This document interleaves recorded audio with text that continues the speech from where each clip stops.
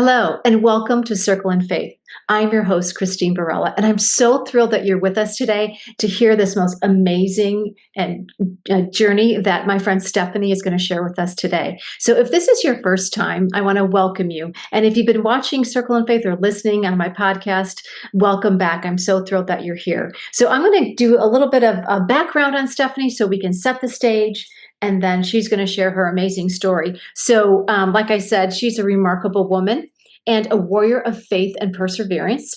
And at 50 years old right now, she has really experienced more than her share of life's battles for sure. And we're going to hear one of those today. But she did overcome Graves' disease at a very young age in her 20s.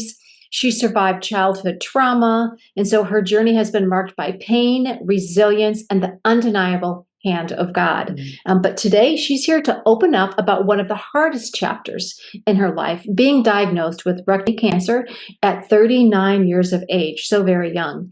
And so she was in the middle of chasing her dreams, but she was forced to confront the diagnosis that would forever change her story. And while she won't be speaking about some of the earlier challenges that she's faced, those experiences truly have shaped the unshakable faith and courage that you'll see in Stephanie today. But despite lingering health issues that she deals with every single day, she has chosen not to be defined by her pain, but by her purpose. She has committed her life to serving God and pouring love into others, using her journey as a beacon of hope for anyone walking through their own dark season. So I invite you to settle in and get ready to be encouraged and inspired by her beautiful story of survival, faith, and unstoppable grace. So again, thank you for being here, Stephanie. I'm thrilled that you're going to share your story with my audience to inspire them and just to share what you went through and how God is using you today through all of your challenges. So Thank you welcome. so welcome. much for inviting me. Yes, of course. It's fun. Yes. And so we will just dive right into your rectal cancer story at 39 years of age. Yeah. And let me say, besides the Graves' disease, you had that under control. And so you were going Mach speed in your career. You were serving the Lord. You were just doing amazing things. And all of a sudden, out of the blue, this showed up. So why don't you share with us how that all happened? Yeah. So I worked at a youth home at the time, and so was in ministry, was super busy, and the simplest way to say it is I noticed blood in my stool. And I happened to have a doctor's appointment the following week with my doctor to do labs for my Graves' disease and stuff. And I just mentioned to her, something's not right. Like, we might want to check that. And she agreed.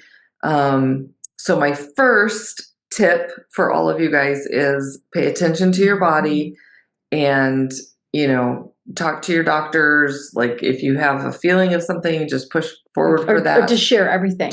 Even if you're thinking, I'm going to tell them I have blood in my stool. Like, no big deal. But share everything with your doctor. Yeah. And no matter what age. Yeah. Yeah. And so we did a home test. She ran the results and she came back to me very quickly and said, it is blood in your stool.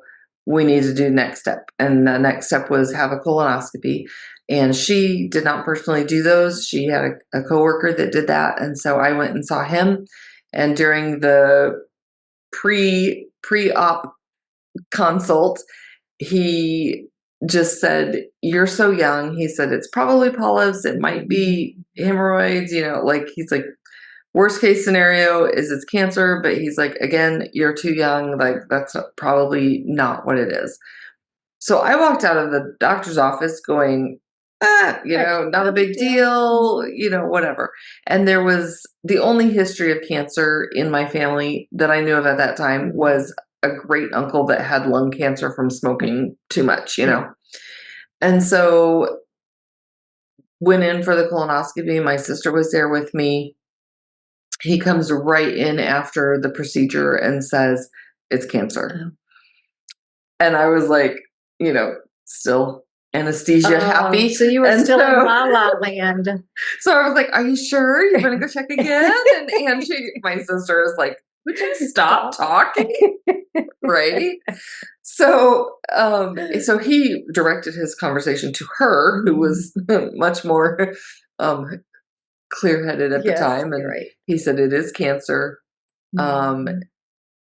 they at first diagnosed it as colon cancer, and so that next week was just a whirlwind of doctor's appointments, tests, Yeah. labs, all of the things, and they set a treatment in front of us of chemo and radiation and stuff like that.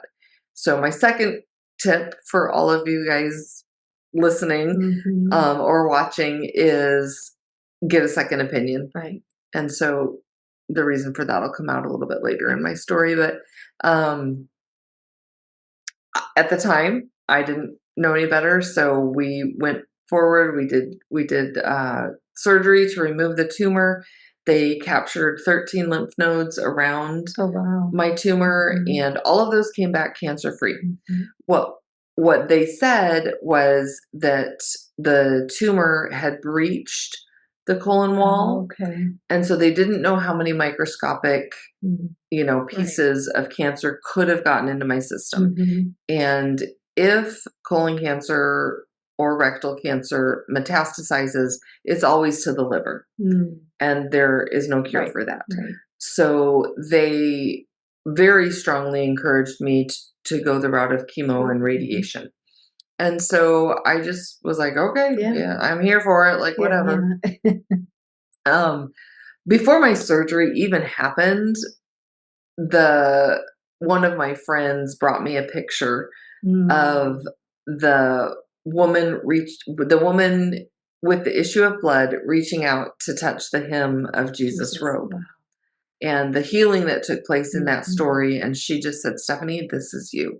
This Mhm. is how I see you, is reaching for his robe for healing." Healing. And I was like, okay, we're going to do this. Yeah. We're going to walk this path, and it's going to be hard, but Yep. he's going to see me through that. So went through the surgery. They gave me a couple months to heal and then started in on chemo.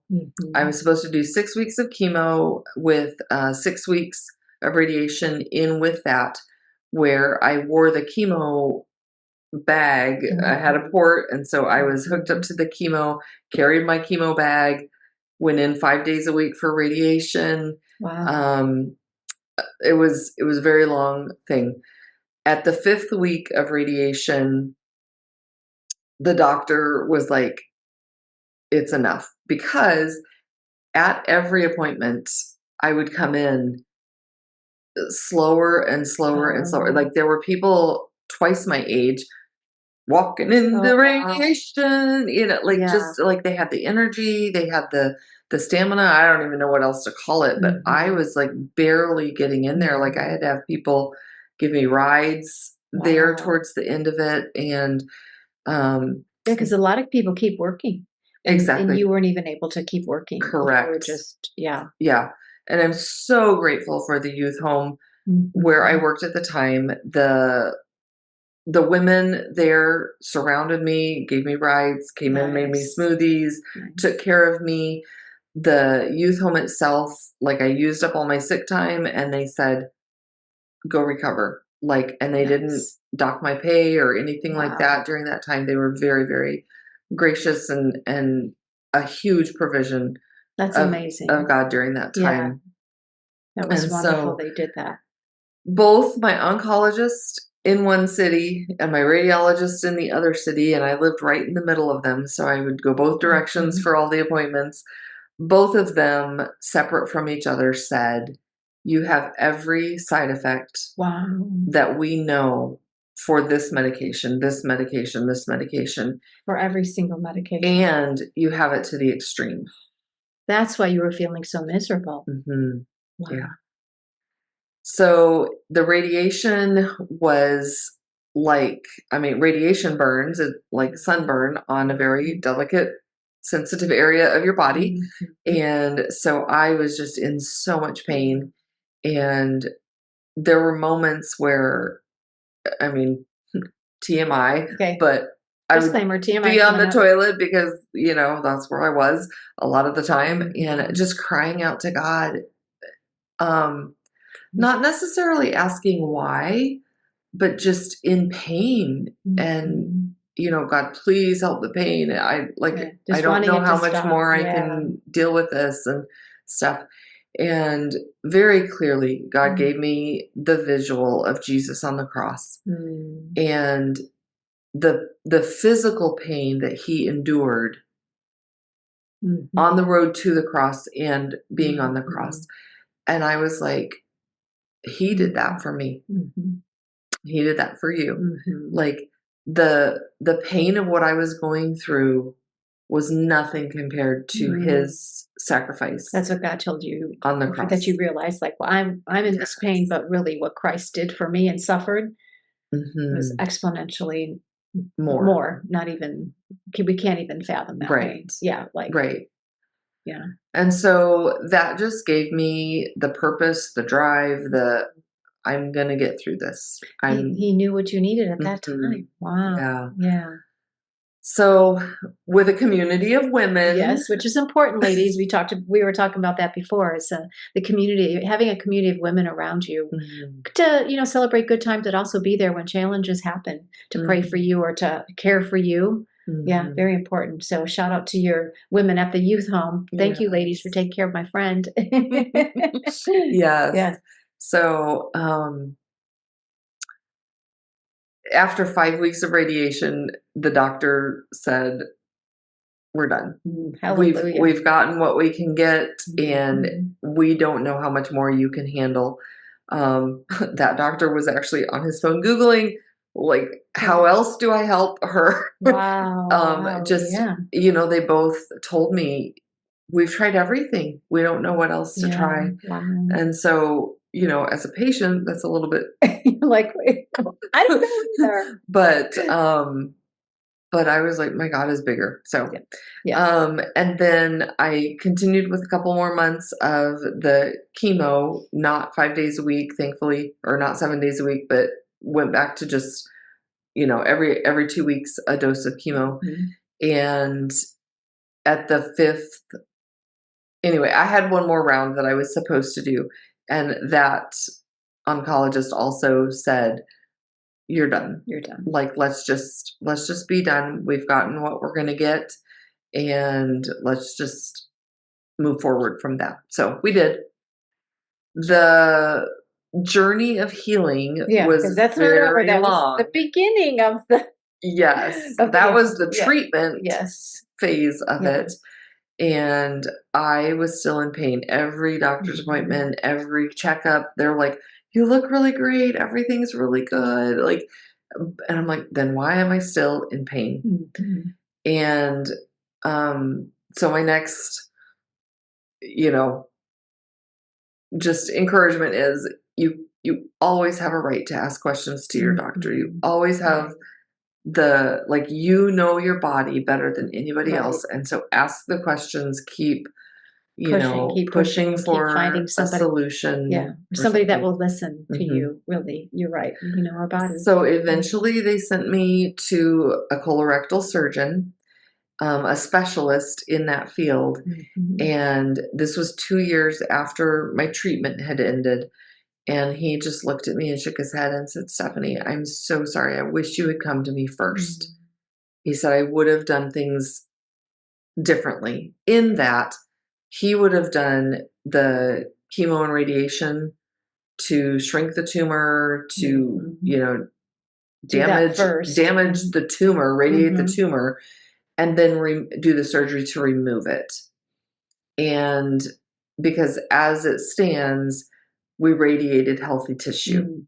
Instead of the instead unhealthy. of the Mhm. unhealthy. Yeah. And so I have what is called radiation proctitis, which is inflammation and flare-ups from All the the radiation. radiation. And he said there's not a cure for that. Like, it's management. Um, things have gotten a lot better. I am able to go 2 or 3 days without pain, That's and good. I'm able to notice the signs in my body whenever I've I've tried all the elimination diets. I've tried, Mhm. you know, oh goodness.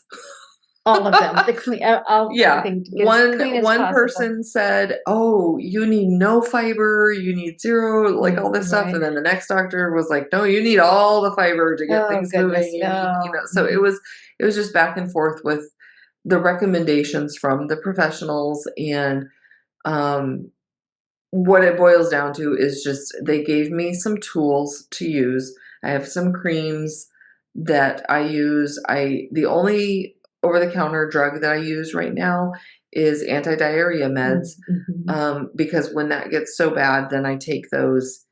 But that actually causes other issues with Right. air pockets in my digestive tract. And Mhm. um, I asked my oncologist, I was like, why does the air almost hurt worse Yeah. than, say, the diarrhea? And he's like, because air has nowhere to move. Mm. It's almost like it's a solid Mm. in your Right. digestive tract. And so it's pushing on the walls. Well, whenever you have inflammation of Right. the walls, it causes a lot of Pain. pain. Mhm. And Yeah. so I try to listen to my body and hit the things early on that I know I need to hit, before getting to that point. So um, I am doing so much better. I'm able to function. I feel like as a Mhm. human being. I hate the phrase "this is my new normal" because I do believe that God is the God of healer. And Mhm. so my question now is, what are you still teaching me through this? Mhm. And in those moments where God revealed Jesus on the cross to me, in Mhm. those deep, deep, deep pain moments, the biggest thing that um the biggest lesson that I feel like I learned was you cannot see other people's pain. Right. And so when I see Mhm. somebody else, I have no idea what they've been through. I have Right. no idea what they're going through. And some people mask their pain Mhm. really I well. think a lot of people do. I think they Yeah. do. Mhm. And so when you approach people with empathy that you don't know what they've been through, you don't Right. know their Right. pain, God Mhm. allows you to be much more of a minister to them in that Mhm. moment, and that's what he wants to use us as, to Right. provide hope Yeah. to. So talk a little bit about, so you said now your new normal, but how you have made choices, like what did you had to research and learn how to help with your Mhm, stomach, and some of your lifestyle changes besides the food and knowing your body. What other things have you yes, that you did you find help? yeah. So the easiest way that I can explain this is if you have a baby and the baby has gas, what do? You Yeah. rub their tummy Mm-hmm. and you pump their Pump the legs. legs. Yep.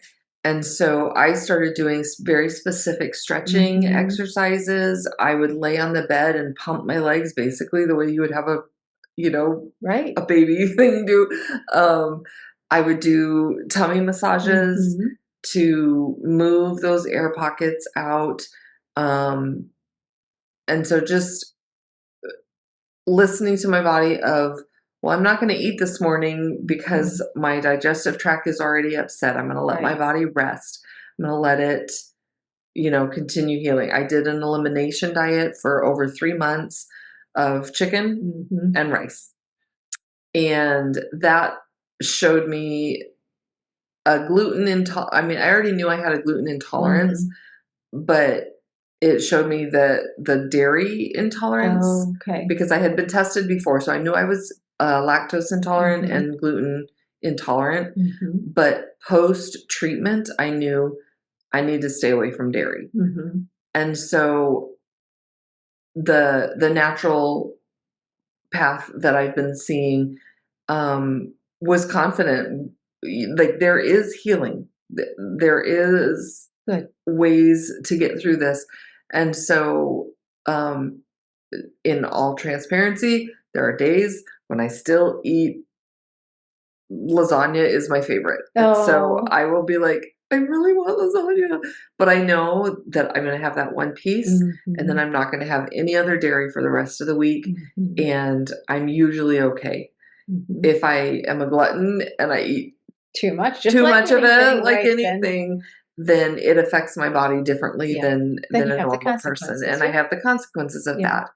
Yeah. I am able to eat some gluten without the same effects as Mhm. the dairy products and stuff. So slowly but surely, I'm able to start introducing Mhm. more foods and more, and the same thing with vegetables. Like a lot of dietitians will say, if you want to lose weight, eat all Eat the all the veggies. veggies, yeah. Well, some of Mhm. those veggies actually cause more Right. disruption in your digestive tract. And so that's Mhm. not always the answer. And so really, really listening to your body and what it needs and what it doesn't need Mhm. in those moments. Yeah.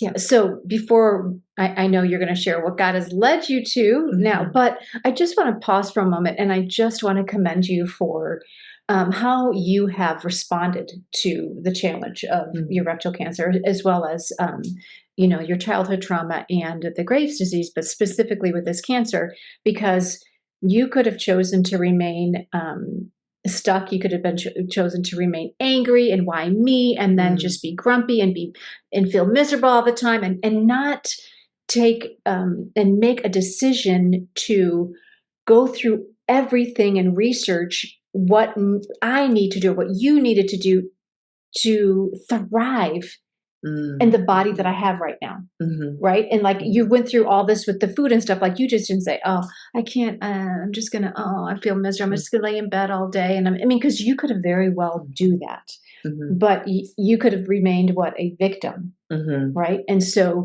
I just want to commend you for that and encourage any lady out there, anybody that's watching, Mhm. if you're going through a tough time, choose to be victorious no matter what the struggle is, and figuring out how you can do better and be better every day. Mhm. Not that it's easy, but I know also your strong faith in God, which this is Circle and Faith, Yeah. really relying on Him every day. Yeah.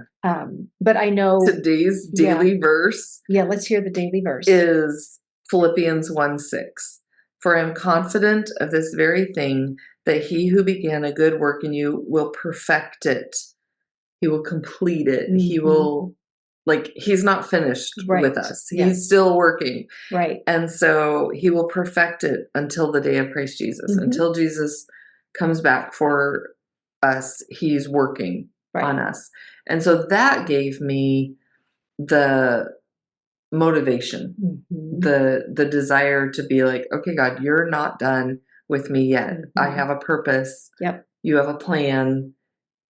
And what does that look like? Right. Right. So you went from victim, right? Like they say with Mhm. cancer people, to survivors, to being a survivor. But then I know um, your trauma coach, right? Mhm. She gave you another word to focus on Mhm. instead of survivor. Mhm. Because survivor, like you said before, just kind of makes you still think back of what you went through.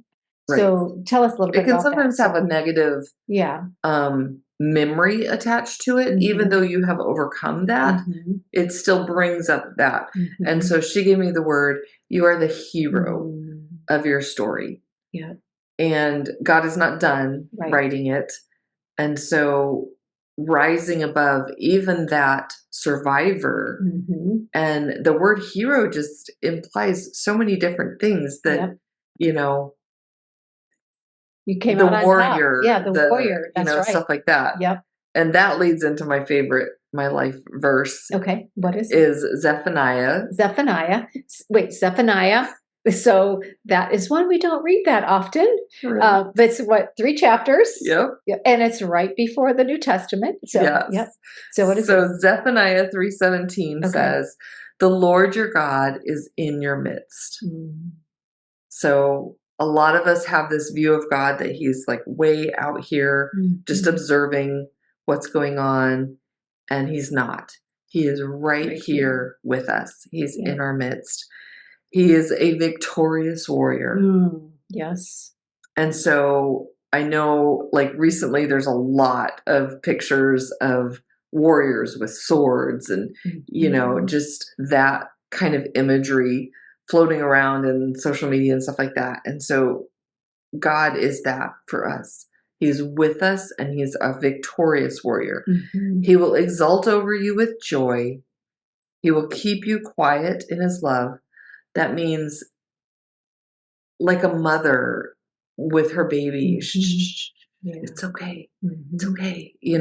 Like just letting you be in that moment with him and yet in love, in such love. And I love the last phrase. He will rejoice over you with shouts of joy. And that phrase, shouts of joy, can also be translated, he will rejoice over you with dancing. Wow. And I get chills. Yeah, what because a great visual. Whenever you picture God dancing for you, with you, around you, like that's where he wants to see you, is in the fullness of joy. Yeah. So yeah, I love that verse because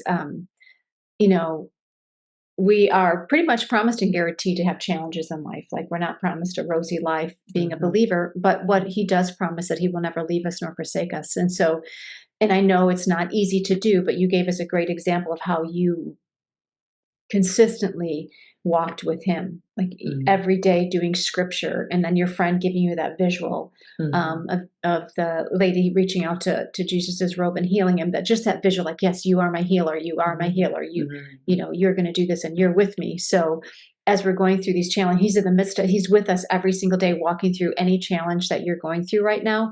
And then when you get out to the other end of it, he wants to definitely use what you've learned along the way to help others.